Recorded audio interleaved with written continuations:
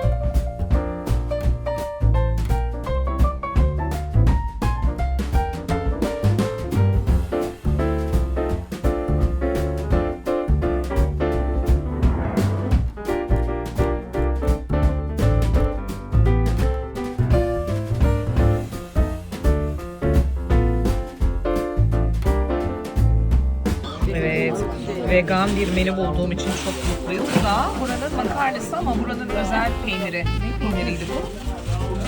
Muster. Muster peyniri. Böyle ekmekli şeyli. Şöyle tatlı da bir ortam.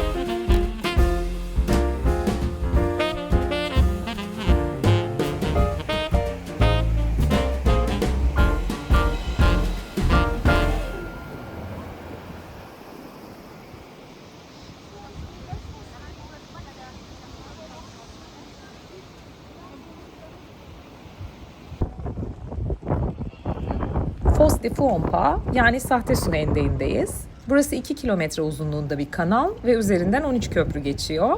Burası 13. yüzyılda şehrin mevcut savunma sistemini güçlendirmek için ikincil olarak inşa edilen hendek ve sur olduğu için, yani ana sur olmadığı için sahte olarak adlandırılıyor. Burası da Strasbourg'un bir diğer Christmas marketi Marché Place Saint-Thomas.